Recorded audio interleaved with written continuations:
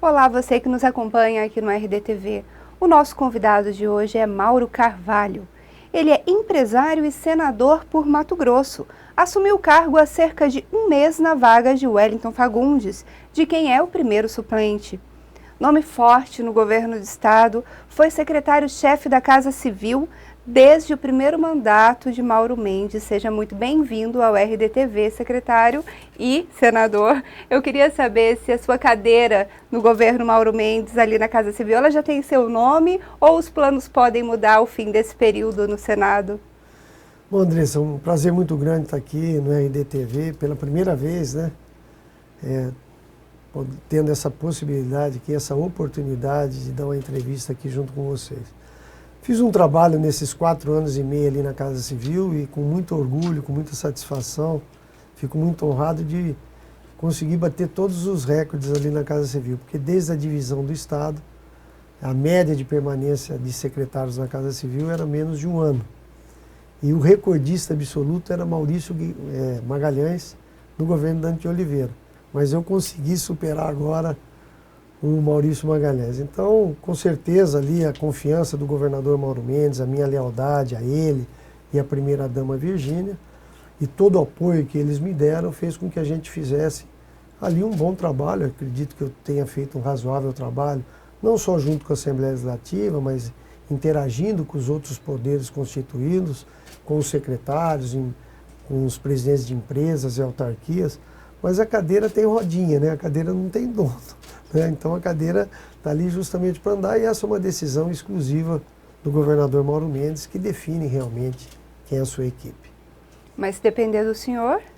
Não, na minha volta, na hora que eu terminar, eu fico no Senado Federal até novembro.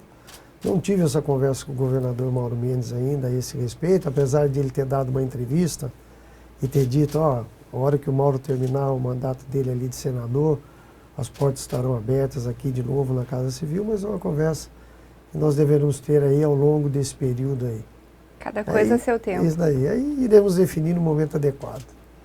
Eu queria que o senhor falasse um pouco, o senhor que está ao lado do governador desde o primeiro momento, né, no governo do estado, qual é o desafio desse segundo mandato? Porque nós vimos um primeiro mandato em que houve uma reestruturação da máquina pública, redefinição de cargos, secretarias, uma redefinição inclusive de arrecadação, né? E agora, o segundo mandato, qual é o foco do governo do estado? Para onde o governador Mauro deve olhar? Melhorar a eficiência do Estado. Essa é a palavra-chave da segunda gestão, né? Nós não podemos retroceder. Nós temos que fazer muito mais do que fizemos no primeiro mandato. E temos grandes desafios, né? Nós temos grandes obras na infraestrutura, temos que terminar os 6 hospitais, o Parque Novo Mato Grosso, as reformas das escolas, ampliação de escolas, construção de novas escolas. E o que o governador tem dito todo momento é realmente a máquina pública tem que se tornar mais eficiente do que foi nesses 4 anos. Porque o respeito ao recurso público que é arrecadado de todos os cidadãos matogrossenses, ele tem que ser muito bem empregado, com obras de qualidade, com serviços de qualidade. E é isso que o governador tem cobrado diariamente de toda a sua equipe. E é isso que toda a equipe está engajada, motivada, e o servidor público também. Viu que nessa gestão é uma forma de trabalhar diferente, é uma gestão diferente, que visa realmente a eficiência, visa o resultado entregue para a sociedade matogrossense, e o servidor público, aquele concursado, efetivo, incorporou essa gestão do governador Mauro Mendes. Isso que tem ajudado muito também o governador a entregar todos os resultados que ele entregou na sua primeira gestão e com certeza irá entregar muito mais nesse segundo mandato. O senhor deixou a casa arrumada para o Fábio Garcia assumir a função na Casa Civil.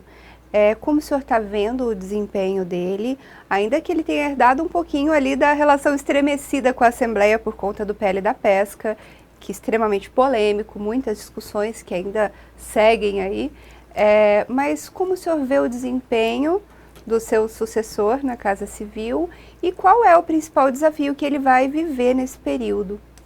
Bom, o Fábio tem muita experiência, né? Ele já foi secretário de governo junto com o Mauro Mendes, quando era prefeito de Cuiabá, deputado federal 2 vezes, agora cada um tem o seu perfil de administrar. cada um tem seu estilo de administrar, mas com certeza o Fábio, pela sua experiência, irá fazer uma interlocução muito positiva com a Assembleia Legislativa, respeitando a isonomia entre os poderes, com os outros poderes também, Tribunal de Justiça, Ministério Público, Tribunal de Contas, Defensoria.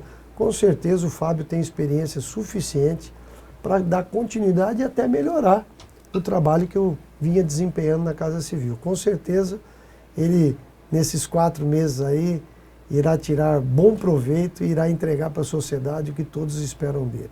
Tem algum projeto impactante que ele vai ter que dar conta de dialogar com a Assembleia nesse período? Algo já previsto? Não, eu não vejo nada assim que realmente crie tanta discussão com os projetos de lei que deverão ser encaminhados. São projetos de leis normais, são projetos de leis que o governador Mauro Mendes sempre fala, nós só encaminhamos para a Assembleia Legislativa projetos de leis que beneficia a maioria da população brasileira, da população matogrossense. É isso que ele tem feito sempre, né? Nós só mandamos projetos de leis para a Assembleia, projetos de leis que realmente vão fazer a diferença na vida das pessoas.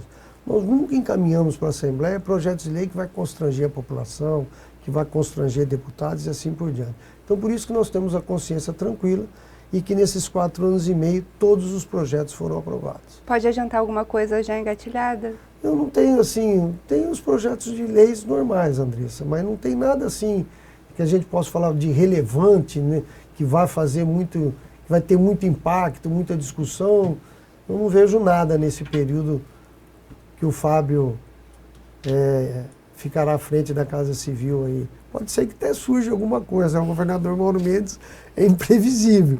Então, de repente, pode surgir alguma coisa aí que deu uma grande discussão, mas no momento eu não vejo nada. O senhor, em menos aí de um mês no Senado, já chegou com um projeto de lei que vai ter impacto nos aposentados de todo o país, né, que retornam ao mercado de trabalho ainda com a aposentadoria. O senhor quer retirar a cobrança do FGTS e da contribuição previdenciária. O senhor poderia explicar um pouco melhor esse projeto e qual o impacto dele, porque não é algo só para Mato Grosso. Como senador ainda que por Mato Grosso, o senhor está pensando em todos os aposentados do país. Olha, Andressa, eu nunca falei isso em entrevista, eu gostaria só de estender um pouquinho mais nessa resposta.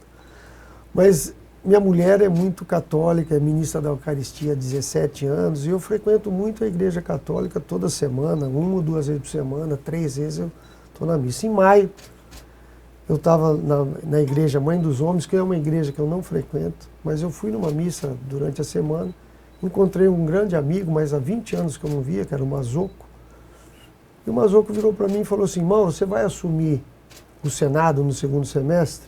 Eu falei: olha, se o Hélito me der essa oportunidade, com certeza iria assumir. E aqui aproveito para agradecer a confiança e o desprendimento do senador Hélito por me dar essa oportunidade de assumir o Senado. E o Mazoco, naquele momento, falou assim: Mauro, pense em alguma coisa para os aposentados. Para a gente, essas pessoas estão dentro de casa, com depressão, gastando muito dinheiro com remédio, conflito interno na família. Pensa alguma coisa de beneficiar, para aproveitar essas pessoas no mercado de trabalho de volta. E a partir daquele dia ali eu comecei a trabalhar esse assunto, chamei um grande amigo ali da PGE, o Daniel, para a gente começar a construir. Aí o Daniel me apresentou um projeto, falei: não é isso mais ou menos que eu quero, e realmente ajustamos ele. O projeto nada mais é, hoje nós temos 22 milhões de aposentados no Brasil. Desses 22 milhões, 5 milhões estão no mercado de trabalho. E 17 milhões estão dentro de casa. E você sabe o que é uma vida ativa de 30, 40 anos de trabalho, de repente, em 24 horas você vai para sua casa e aí começa a gerar todos os problemas que nós sabemos que existem. E essas pessoas são capacitadas, experientes e qualificadas. E o mercado de trabalho, por si só, acaba restringindo o acesso dessas pessoas ao mercado de trabalho. Né? A gente olha que os departamentos de recursos humanos da empresa, se pode contratar uma pessoa com 65, 70 anos, mas vê um de 35, 40 ali, acaba não. Então o que nós estamos fazendo? E é para o novo emprego, nós não queremos tirar emprego do jovem, do adulto, muito pelo contrário. para as empresas que vão aumentar o seu quadro de funcionários, ele terá o benefício fiscal. No caso do empresário, ele não terá os custos com o fundo de garantia e o INSS, que é a contribuição social, e o aposentado também não deverá pagar mais o INSS, já que ele paga na sua aposentadoria. Terá direito a férias, a 13º, mas com isso nós queremos incentivar essas pessoas de volta ao mercado de trabalho, dando oportunidade para as pessoas extremamente experientes, capacitadas, que têm uma vida de serviços prestados, e é uma pena muito grande essas pessoas, em 24 horas, do nada, voltar para sua casa, para o seu lar, e deixar essa mão de obra que o Brasil precisa tanto. Né? Nós estamos no Mato Grosso hoje praticamente com emprego pleno. Quantas pessoas dessas poderão ser inseridas no mercado de trabalho? E com isso, também o projeto de lei contempla que o SINE, que é o Serviço Nacional de Emprego, né, crie um cadastro separado para aposentados. Ou seja, o empresário que vai aumentar o seu quadro de funcionários, ele vai solicitar para o SINE, olha, eu quero esse perfil, me envia todos os currículos que você tem de aposentados aí. Aí o empresário terá a oportunidade de escolher dentro da função da sua empresa o perfil que mais se adequa à atividade desse aposentado. Então eu acho que é um projeto inovador. Com os senadores que eu conversei, foi apoio absoluto. E outra coisa que me surpreendeu, né, Andressa? Eu estou no Senado há 30 dias e não existe nenhum projeto de lei parecido com esse no Senado Federal. Até hoje ninguém pensou nos aposentados. E a gente sabe, a gente vê nos noticiários, na imprensa, o quanto de problemas que essas pessoas quando voltam para casa. Os problemas de saúde, o problema de convívio familiar, o problema de depressão que essas pessoas estavam numa atividade intensa, de repente não fazem mais nada, se sentem inútil. Então, o quanto de benefício esse projeto de lei, que eu estou trabalhando muito, para que ele seja aprovado até o final do ano, para que a partir do ano que vem essas pessoas tenham oportunidade de voltar ao mercado de trabalho. Estou muito feliz de ter sido dentro de uma missa, dentro de uma igreja, ter colocado essa ideia para mim, a gente construir isso com várias pessoas, inclusive com o Mazoco, mas hoje tivemos a felicidade, na semana passada, apresentar esse projeto de lei. Espero que dê tudo certo, que seja aprovado no Senado, seja aprovado na Câmara Federal e a gente vai beneficiar milhões de brasileiros no Brasil afora. Uma forma também de combater o etarismo, né? Exatamente. Esse preconceito que se tem com pessoas, como se fora da idade do trabalho formal ali, como a pessoa não tivesse mais utilidade para a sociedade, isso. É o contrário. Você veja bem, Andressa, é um projeto de inclusão social. Eu estou com 65 anos, eu poderia estar aposentado. E eu me acho, eu posso até o meu corpo não acompanhar, mas a minha cabeça é uma cabeça de jovem. Mas assim, é impressionante a quantidade de pessoas qualificadas que simplesmente passam a sair do mercado de trabalho. Existe realmente essa objeção do mundo empresarial com essas pessoas de 65, 70 anos de idade, 75 anos. Então todo mundo tem uma restrição. Pô, será que essa pessoa vai aguentar? Será que essa pessoa tem saúde? Muito pelo contrário. As pessoas estão vivendo muito mais no país. E esse projeto também contempla os atuais. Esses 5 milhões de aposentados que existem hoje, que já estão trabalhando, que estão inseridos no mercado de trabalho, ele terá a opção. Eu quero continuar como está, recolhendo INSS, fundo de garantia, ok. Se ele também fala, não, eu quero ficar fora dessa isenção, ele também terá a opção, já que ele já está trabalhando, a usufruir desses benefícios. Então, é um projeto de inclusão social, é um projeto de oportunidades para essas pessoas que estão aposentadas. Nós temos aposentados hoje, que foram aposentados na regra antiga, Andressa, com 55 anos, com 50 anos. A pessoa na flor da idade está indo para casa. Não tem cabimento isso. Então são pessoas que podem ser aproveitadas porque tem muita qualificação, tem muita experiência e tem muito a ensinar os jovens, porque essas pessoas têm muito conhecimento. E esse conhecimento com certeza será transferido para gerações mais novas. E isso quem ganha é o empresário, quem ganha é o aposentado e quem ganha é o Brasil. Vamos acompanhar então a tramitação desse Se Deus projeto. quiser, vai dar tudo certo. Senador, a reforma tributária, o senhor vem falando, fazendo algumas críticas ao texto aprovado, ainda que ele tenha sofrido diversas modificações ali na aprovação mesmo na Câmara Federal e agora está no Senado. Em que pé estão as discussões no Senado e como o senhor pode contribuir com essas discussões? O que pode ser alterado na reforma tributária? Andressa, a discussão no Senado começa essa semana. Foi formado o grupo de trabalho pelo senador Efraim, que é do União Brasil, é o líder do União Brasil, e foi nomeado também o senador Eduardo de Amazonas, que é o relator da matéria dentro do Senado. Essa discussão deverá acontecer na CCJ, né, que é a Comissão de Constituição e Justiça, e na CAI, que é a Comissão de Assuntos Econômicos, é onde deverá ser realizadas as audiências. É uma discussão muito grande. Eu acho que o Senado agora tem a oportunidade de deixar um legado muito grande para o Brasil, ouvindo todos os segmentos da sociedade. Na Câmara Federal não tiveram oportunidade, né? Então, o texto foi apresentado para o Senado agora semana passada. O texto foi apresentado na Câmara Federal, acho que 10 dias antes da sua votação. Então, essa discussão tem que ser ampliada. Eu não vi ninguém na Câmara Federal defendendo os trabalhadores brasileiros. Qual foi a voz do trabalhador brasileiro dentro da Câmara Federal? Qual foi a voz dentro da Câmara Federal defendendo os menos favorecidos? A classe média brasileira, o micro, pequeno e o médio empresário. Eu não vi. Achei curioso que numa entrevista à imprensa o senhor falou que sentiu falta até da CUT Exatamente. ali no Congresso.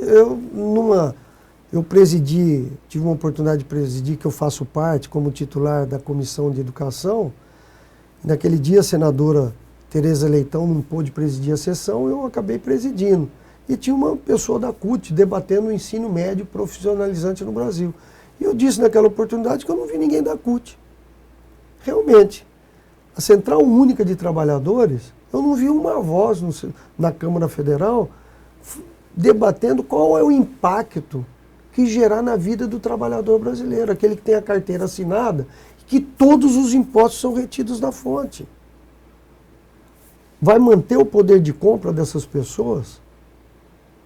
Essas pessoas vão continuar tendo a oportunidade de manter a sua família da forma que está sendo mantida hoje? Como é que ficam os planos de saúde, que vai ter um impacto grande nas prestações de serviço no Brasil, no comércio? Então tudo isso tem que ser discutido agora. Nós temos que realmente pegar esse texto, ouvir todos os segmentos da sociedade e realmente encontrar um equilíbrio entre o Estado consumidor e o Estado exportador. O Mato Grosso é um Estado exportador. O Mato Grosso é o Estado que mais perde na reforma tributária. Nós não queremos ganhar nada, mas nós queremos manter o que nós construímos até hoje. Nós temos um Estado de dimensão continental que precisa de muitos investimentos. Então como é que nós vamos perder? Como é que fica a indústria? Como é que nós vamos manter a indústria no nosso Estado se em 10 anos acaba todos os benefícios fiscais no Brasil? Nós temos aqui no Mato Grosso a energia elétrica mais cara do Brasil. Não por conta do ICMS, mas em função do investimento que nós temos que ter em linhas de transmissão. Nós temos um Estado muito grande. Qual é o incentivo que nós vamos dar para essa indústria ser mantida aqui? Nós estamos longe dos portos. Nós temos ainda uma logística deficitária, nós temos mais de 20 mil quilômetros de estradas ainda para serem asfaltadas. O governador Mauro Mendes, num recorde absoluto no Brasil, nem o governo federal asfaltou 2.500 quilômetros como ele asfaltou nos seus primeiros 4 anos. Como é que nós vamos atrair novas indústrias para o Estado do Mato Grosso? Então, do jeito que está a reforma, o que vai acontecer é uma desindustrialização do Estado do Mato Grosso e a reindustrialização do Estado de São Paulo, do Sul e Sudeste do país. Os estados do Centro-Oeste, Norte e Nordeste são os estados que mais perdem nessa reforma tributária. E são os estados que estão em desenvolvimento. É esse equilíbrio que nós temos que encontrar agora. É esse debate que nós temos que encontrar agora.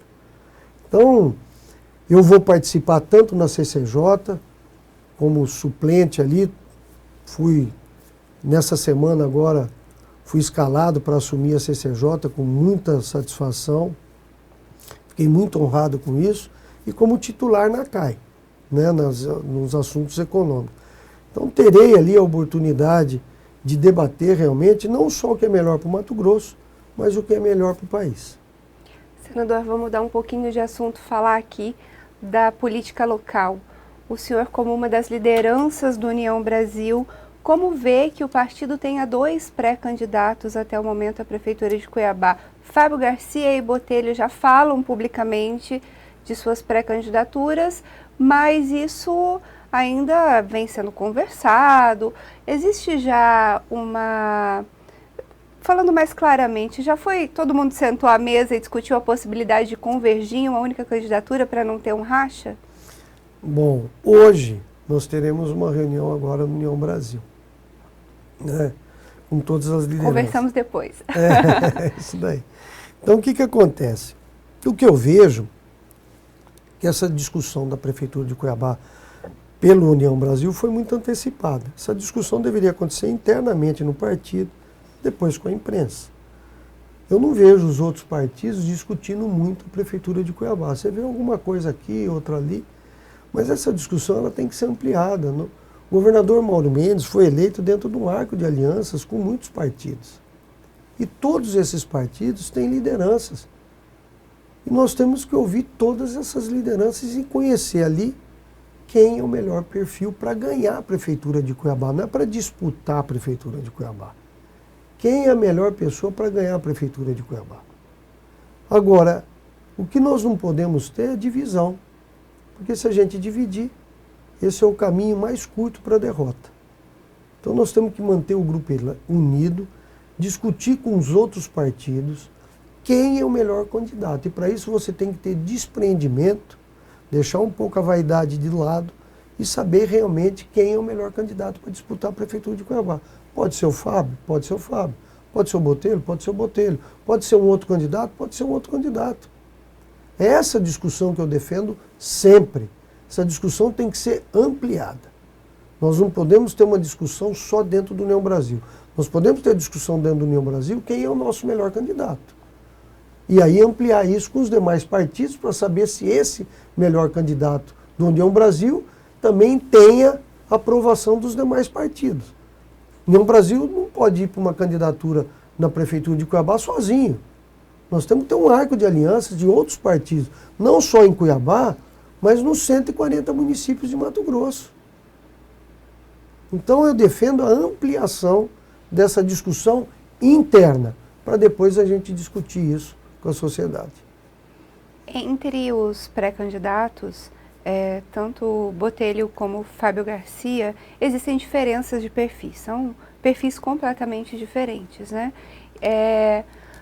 Um candidato que poderia agregar essas qualidades que o senhor traz, poderia vir de um terceiro nome. O senhor, por exemplo, poderia ser um nome que estaria à disposição do partido para essa disputa? Os dois recuando? Eu fico muito honrado de você citar meu nome, mas eu não tenho essa pretensão de disputar a Prefeitura de Cuiabá. Agora, você faz parte de um grupo político, também como eu não tinha pretensão de me tornar primeiro suplente de senador, até porque a gente vinha construindo, no ano passado, você vai se lembrar disso, uma chapa aberta, né? Onde nós teríamos os 3 candidatos a senadores. Né? Então, dessa forma, não teria como eu ser suplente, porque os 3 senadores teriam chapa pura. Então, nós estávamos discutindo um palanque aberto ali naquele momento. Infelizmente, não deu certo. Teve um lado que foi apoiar um outro candidato, e nós acabamos fechando o palanque com o PL, com o senador Wellington de cabeça de chapa. Então, essa discussão vai ser ampliada. Né? Eu não tenho essa pretensão de disputar a Prefeitura de Cuiabá. Mas não descarta. Né? Não é que eu não descarto. Eu não me enxergo como prefeito de Cuiabá. Né? não acho que, sei lá, não passa. Eu não tenho isso como projeto de vida, né?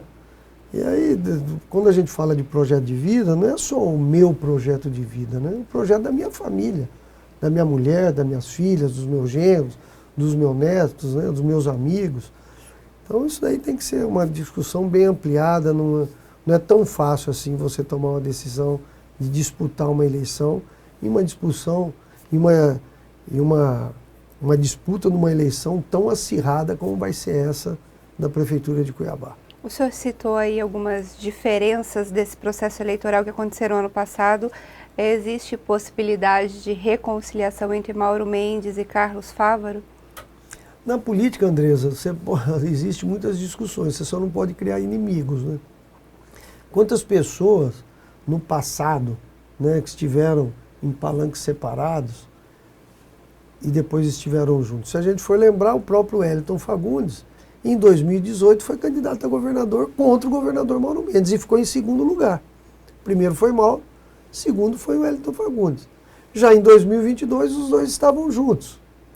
Então, na política, essas conversas existem, né, e tudo é possível, nada é descartado. Então, tudo pode acontecer daqui para frente. Uma última pergunta para encerrar.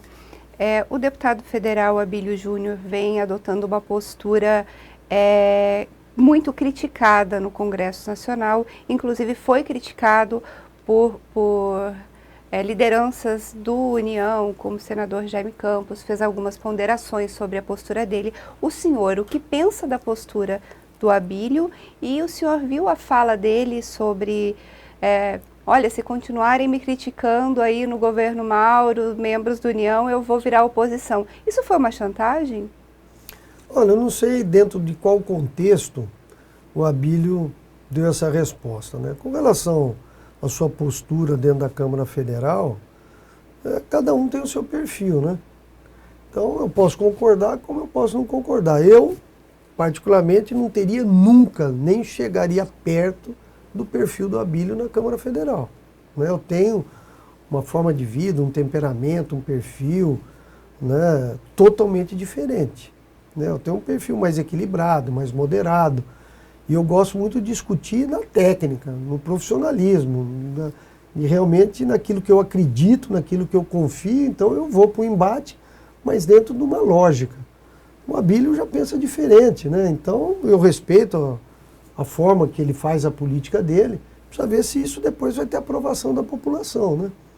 Entendeu? Não sei até que ponto isso é aprovado pela população do estado de Mato Grosso. Agora ele tem a liberdade e tem também a liberdade de escolha e tem também as consequências dessa escolha, né? Qualquer escolha que você faça, você tem que avaliar muito bem as suas consequências a partir daí. Então, a decisão é dele, a responsabilidade é dele, ele é dono da vida política dele e cabe a ele tomar as decisões que acha melhor para o seu futuro político. Eu, por exemplo, não teria nunca a conduta dele que ele tem na Câmara Federal, mas respeito a posição dele. Muito obrigada. Eu deixo espaço para o senhor se despedir ou comentar algum tema que eu não tenha questionado. Fica à vontade. Obrigado, Andressa. Obrigado, Romilson, da RDTV, do RD News. Para mim é um prazer muito grande estar aqui. Fico muito feliz. Estarei sempre à disposição de vocês. Fiquei muito feliz com os temas debatidos aqui. Acho que deu para a gente ter um cenário bem robusto aí do que a gente pensa nesse tempo que eu irei permanecer no Senado Federal. Estou à disposição de todos os matogrossenses, de todos os brasileiros, e que Deus nos abençoe a todos nós. Muito obrigado. Obrigada, e obrigada a você que nos acompanha aqui no RDTV. Continue curtindo esse conteúdo, compartilhando e sempre prezando pela informação de qualidade. Até a próxima!